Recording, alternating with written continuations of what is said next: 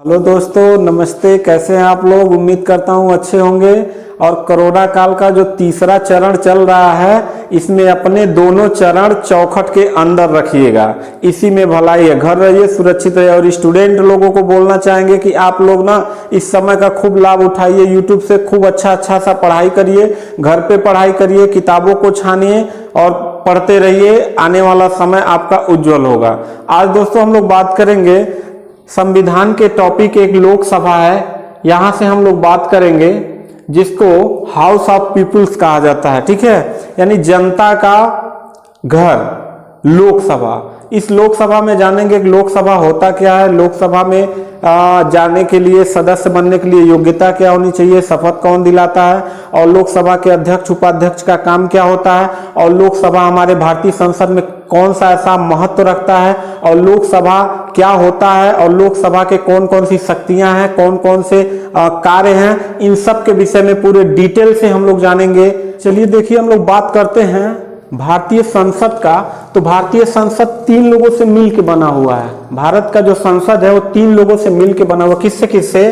राष्ट्रपति, लोकसभा, राज्यसभा। और मैंने यहाँ नंबर दे दिया 1 2 3। ये 3 घर हैं जो भारत की पूरी व्यवस्था को संचालित करते हैं। ठीक है, इन्हीं से मिलकर क्या बनता है? संसद। तो पहला प्रश्न यही बन जाएगा, संसद के कितने अंग होते हैं? ऐसे ही प्रश्न पूछेगा। तो कितने अंग होते हैं? 3 अंग होते हैं। कौन कौन सा?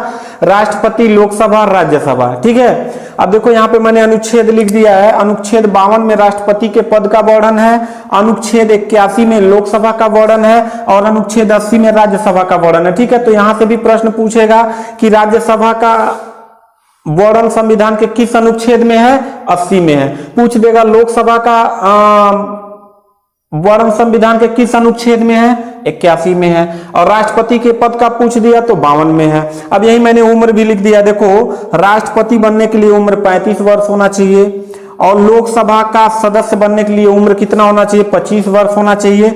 और राज्यसभा का बनने के लिए उम्र कितना होना चाहिए?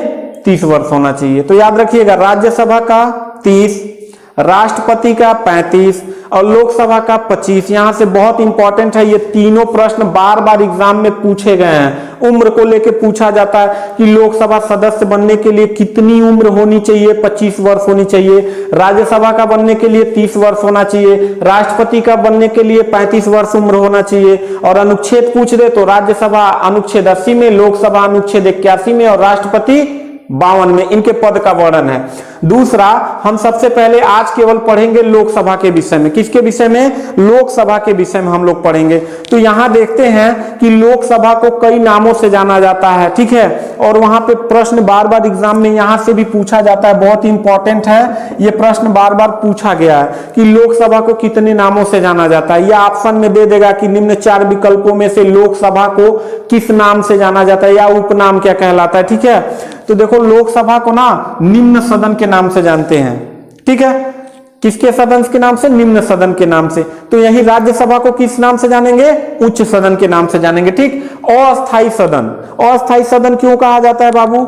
ए मेरे बचवा, आई देखो, अस्थाई सदन ये कहा जाता है लोकसभा को, क्योंकि ये जनता द्वारा सीधे चुन के आते हैं। ठीक, इनका कार्यकाल कितने वर्ष का होता है? 5 वर्ष का होता है। ये अस्थाई नहीं होते हैं, यानी इनके बाप की बपौती नहीं होता है कि एक बार आप सांसद बन गए तो जीवन भर बने रहेंगे।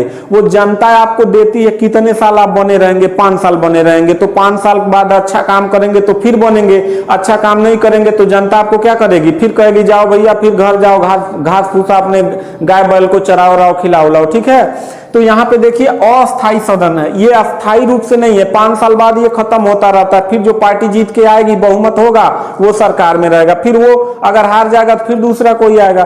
तो ये अस्थाई सदन है। ठीक है, और 5 साल के अंदर भी अगर बहुमत नहीं है, देखिए सरकार में रहने के लिए 50+1 ये फार्मूला होता है। आधे से एक अधिक जिसका बहुमत होता है वो सरकार में रहता है। मान लीजिए बहुमत क्या हो गया, बीच में ही कोई सांसद जो है कि बिक गया, दूसरे पार्टी में चला गया, या कुछ हो गया, या फिर समर्थन से सरकार बनी है, समर्थन वापस हो गया। किसी पार्टी को जब समर्थन नहीं रहेगा तो वो पहले ही 5 साल के पहले भी विघटन हो जाएगा। ठीक है, तो विघटन क्या होता है मैं बाद में बताऊंगा सरकार का। लेकिन ये सदन के विषय में समझिएगा कि सदन ये अस्थाई सदन है। जब भी पूछ दे कि अस्थायी सदन के नाम से किसको जाना जाता है। ऑप्शन में 3 दे देगा, राष्ट्रपति, लोकसभा, राज्यसभा, इनमें से कोई नहीं, तो तुरंत समझ जाएगा कि अस्थायी सदन कौन सा है, लोकसभा है। देखो दूसरा इसका उपनाम है ना लोकप्रिय सदन। लोकप्रिय सदन क्यों कहते हैं बाबू, क्योंकि ये जनता द्वारा सीधे चुन के आते हैं, यानी 10 लाख की जनसंख्या पे एक लोकसभा सीट का निर्धारण होता है, यानी 10 लाख लोगों पे एक लोकसभा सीट का निर्धारण किया जाता है। यानी एक कोई सांसद जिस भी क्षेत्र से जीत के आएगा वो समझिए 10 लाख लोगों का प्रतिनिधित्व करेगा, यानी वो 10 लाख लोगों की जुबान होता है। वो जब बैठेगा ना यहाँ पे लोकसभा में, तो जब बोलेगा तो समझिए को 10 लाख लोग बोल रहे हैं, क्योंकि जनता सीधे उनको चुन के भेजती है, किसमें, लोकसभा में। तो ये जनता द्वारा सीधे चुने जाते हैं, इसलिए इसको क्या कहा जाता है, लोकप्रिय सदन के नाम से जाना जाता है। और इन्हें जनता का सदन भी कहा जाता है। मैंने शुरू में ही कहा था कि लोकसभा को क्या कहते हैं, हाउस ऑफ पीपुल, यानी जनता का घर, यानी जनता का सदन भी इसे कहा जाता है, याद रखिएगा। और एक कहा जाता है प्रत्यक्ष सदन, यानी जनता सीधे वोट दे के कहां भेजती है, लोकसभा में भेजती है। लेकिन राज्यसभा में और राष्ट्रपति में जनता सीधे चुन के नहीं भेजती है, वो अप्रत्यक्ष होता है, इसीलिए राज्यसभा को अप्रत्यक्ष सदन के नाम से जानते हैं। ठीक है, तो यहां पे हमने देखा कि लोकसभा को 4-5 उपनामों से जानते हैं। यहां देखते हैं कि लोकसभा सदस्यों की संरचना, यानी जो लोग एमपी बनते हैं, यानी जो लोग सांसद बनते हैं। अरे बहुत मजेदार बात है, एक बार चुनाव प्रचार में एक आए थे सांसद प्रचार के लिए हमारे यहाँ, तो हम भाई थोड़ा सा कहे कि लाओ भाई टेस्टिंग कर लिया जाए। तो हम पूछे भैया ये बताइए किस चीज का प्रचार में आए हैं, कहे कि एमपी का चुनाव लड़ रहे हैं। हम कहे अच्छा सर ये बताइए सर एमपी का मतलब क्या होता है। अब वो बोका मुंह देखने लगा इसे, हैं तो अपने अगल बगल के जो उसके प्रचार के साथ आए तो उनको देख रहा है, शायद उनमें से भी सब बोका थे।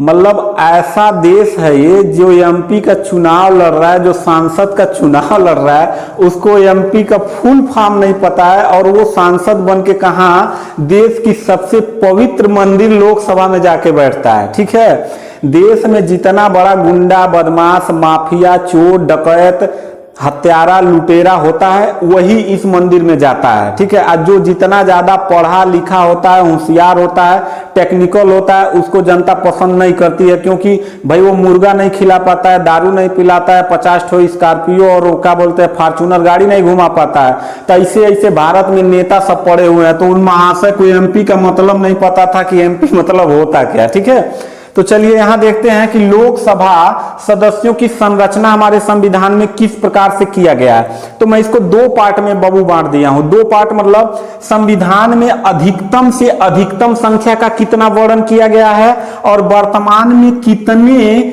लोकसभा सदस्य चुनाव पे लड़ते हैं, यानी कितने लड़ सकते हैं। मेरी बात समझ रहे हैं। यहां से प्रश्न 2 टाइप से पूछेगा बाबू।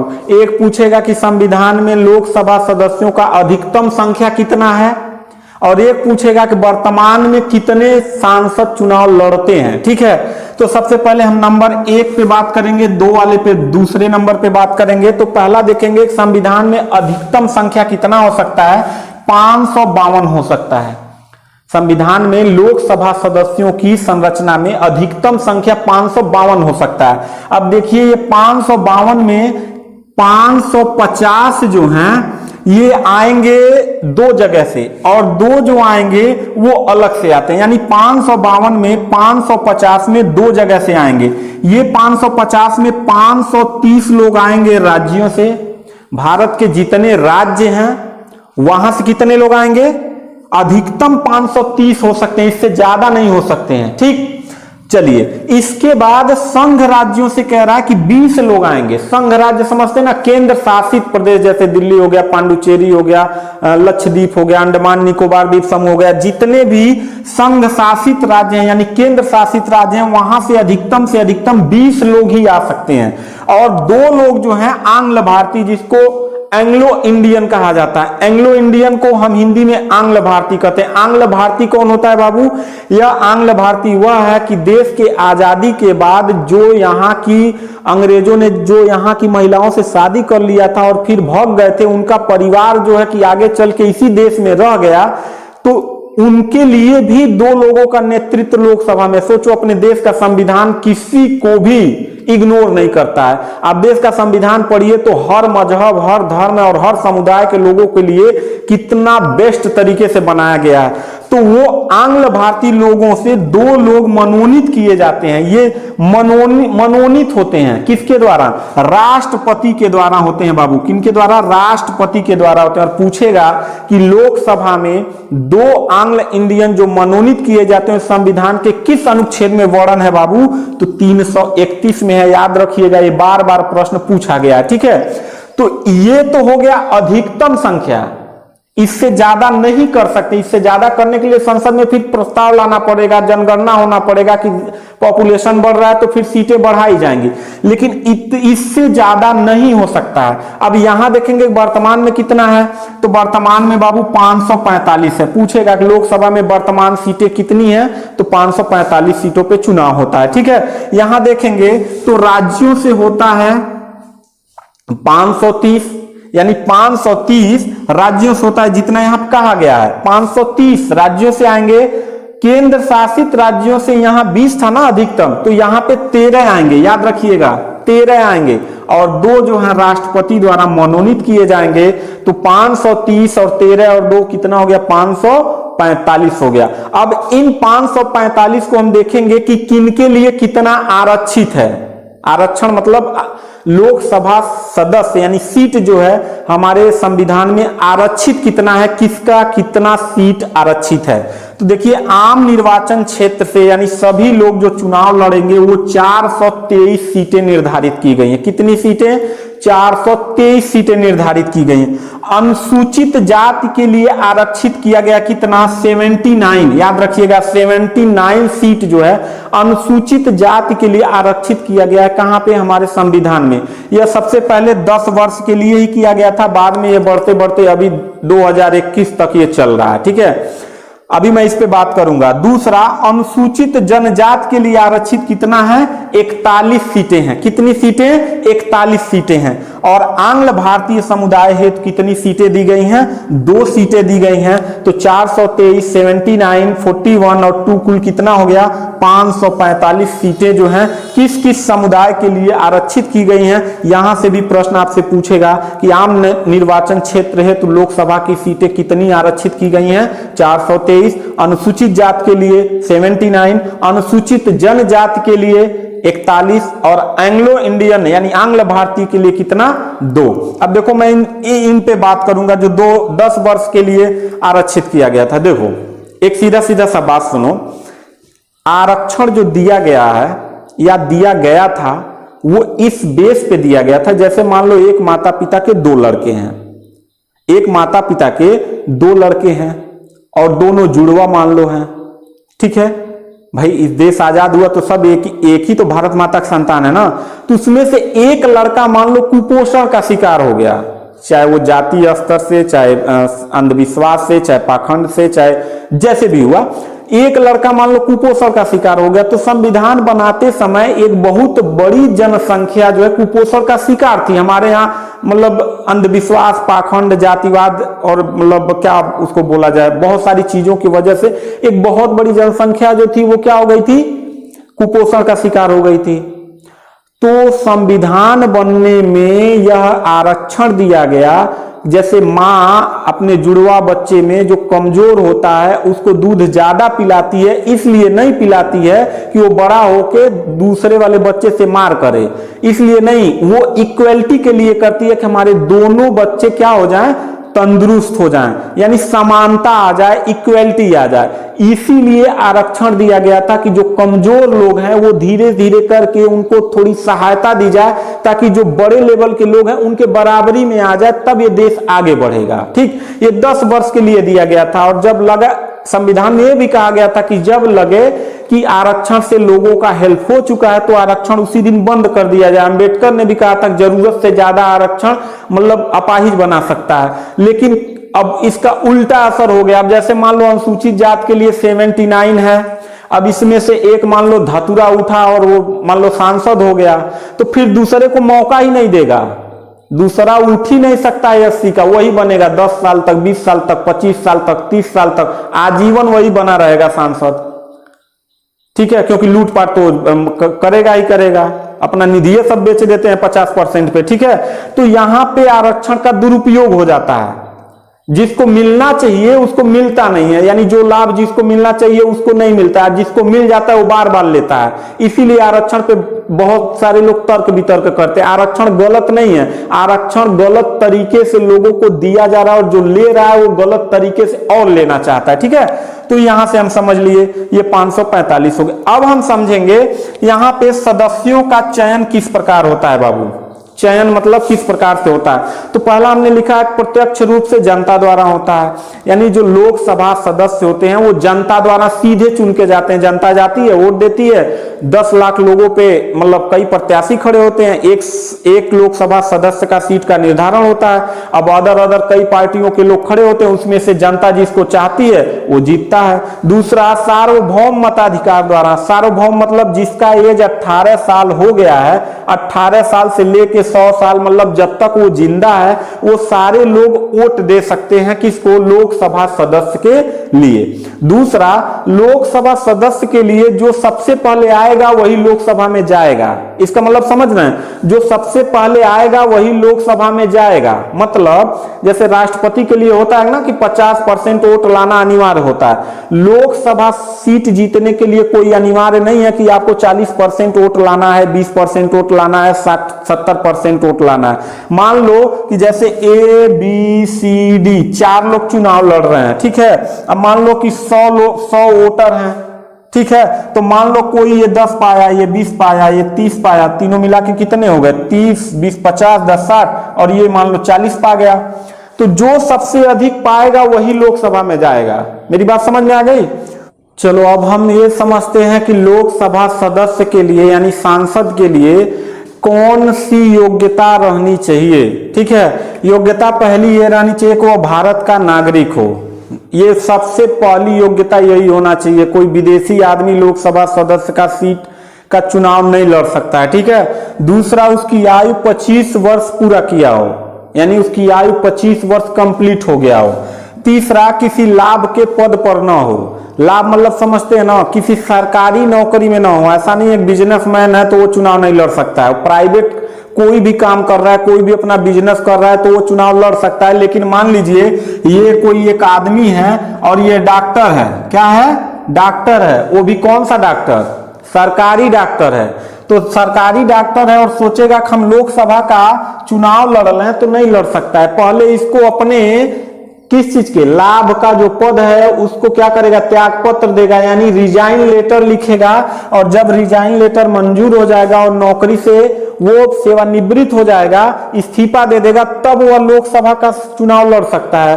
तो याद रखिएगा, कोई प्राइवेट आदमी ऐसा नहीं है कि वो अपनी, मान लो कोई स्कूल वाला है तो वो मान लो प्राइवेट स्कूल खोला है तो चुनाव नहीं लड़ सकता, वो लड़ सकता है। सरकारी एम्प्लॉय किसी लाभ के पद पर हो तो वो चुनाव नहीं लड़ सकता है, तो वो किसी लाभ के पद पर ना हो। दूसरा, मानसिक रूप से विकलांग ना हो। मानसिक रूप समझते ना, शारीरिक रूप से मान लीजिए कि हाथ नहीं एक है या हाथ कुछ टेढ़ा मेढ़ा है तो ऐसा नहीं है कि आप चुनाव नहीं लड़ सकते हैं। ठीक है, लेकिन मानसिक रूप से विकलांग ना हो, यानी ऐसा ना हो कि पागल हो, मतलब बुद्धि ना हो, मंद बुद्धि का हो, तो ऐसे को बना दीजिएगा सांसद, तो जाके क्या करेगा?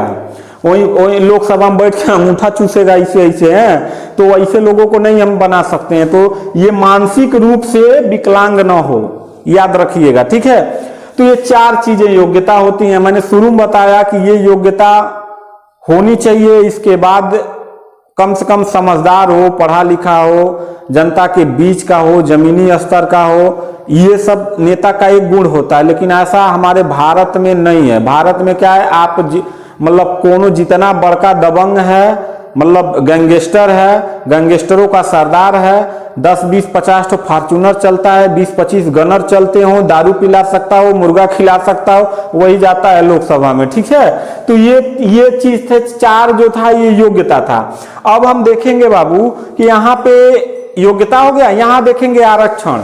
तो देखो यहाँ से क्वेश्चन पूछता है कि SC ST का जो लोकसभा सीट में आरक्षण दिया गया वो अनुच्छेद किसके तहत दिया गया है? अनुच्छेद 330 के तहत दिया गया है। याद रखिएगा, किसके तहत? अनुच्छेद 330 के तहत दिया गया है। SC और ST यानी अनुसूचित जात और अनुसूचित जनजात का जो आरक्षण है वो अनुच्छेद 330 के तहत दिया गया है। अगला, आंग्ल भारतीय जो दो लोगों का राष्ट्रपति मनोनीत करता है वह अनुच्छेद 331 में है। तो ये भी बहुत इंपॉर्टेंट है, कहां पे वर्णन है पूछेगा। आंग्ल भारतीय लोकसभा सीट का निर्धारण संविधान के किस अनुच्छेद के तहत किया गया है?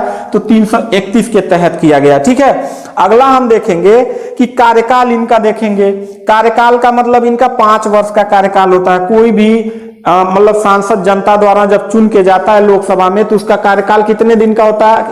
5 वर्ष का होता है, यानी 5 साल के लिए जाता है। लेकिन ऐसी कभी कभी विषम परिस्थिति आ जाती है, जैसे मान लीजिए कि विषम परिस्थिति आ गई, का आपातकाल लग गया। 3 तरीके का आपातकाल लगता है, वित्तीय आपातकाल और इस तरीके का आपातकाल जब लग जाता है तो लोकसभा के समय को बढ़ा दिया जाता है 1 वर्ष के लिए। फिर आपातकाल नहीं हटा, फिर 1 वर्ष के लिए बढ़ा दिया जाएगा, फिर 1 वर्ष के बढ़ा लिया जाएगा। तो इस प्रकार से आपातकाल के समय उनकी समय सीमा बढ़ सकती है, अन्यथा 5 वर्ष के बाद वो बिल्कुल उनकी कार्यकाल क्या हो जाएगा? समाप्त हो जाएगा। और अगला चीज, अनुच्छेद 85 के तहत अगर बहुमत खोने पर, मान लीजिए लोकसभा में अभी मान लीजिए NDA की सरकार है, ठीक है, भारतीय जनता पार्टी की सरकार है, मान लीजिए अभी तो पूर्ण बहुमत की सरकार है, मान लीजिए अगर पूर्ण बहुमत की सरकार नहीं होती, समर्थन के द्वारा बना होता और पता चल जाता कि अब इनका समर्थन नहीं है, तो ऐसे कंडीशन में अनुच्छेद 85 कहता है कि बहुमत खोने पर, और बहुमत क्या होता है बाबू? सीट 50+1, आधे से 1 अधिक होता है तो बहुमत माना जाता है। आधे से 1 अधिक, 2 अधिक, 3 अधिक या और अधिक लाए तो पूर्ण बहुमत की सरकार मानी जाती है। लेकिन आधे से कम है तो खरीद फरोख्त यानी नेताओं को खरीदा उरीदा जाता है, भैया तुम हमारे पार्टी में आ जाओ, कई करोड़ रुपए, तो वो जब आ जाते हैं तो समर्थन हो जाता है, बहुमत हो जाता है। तो जब तक बहुमत रहेगा तब तक सरकार चलेगी। बहुमत मान लीजिए कम हो गया, अब इसमें से 50+1 से कम हो गए तो बहुमत नहीं है, तो उसी अनुच्छेद 85 के तहत बहुमत खोने पर राष्ट्रपति क्या कर सकता है? विघटन कर सकता है, सरकार गिरा सकता है। ठीक है, तो ये हो गया आपका कार्यकाल। अगला देखेंगे बाबू की लोकसभा में कौन से मुख्य अधिकारी होते हैं। तो 2 प्रकार के अधिकारी होते हैं, एक लोकसभा अध्यक्ष जिसको हम स्पीकर बोलते हैं और एक लोकसभा उपाध्यक्ष।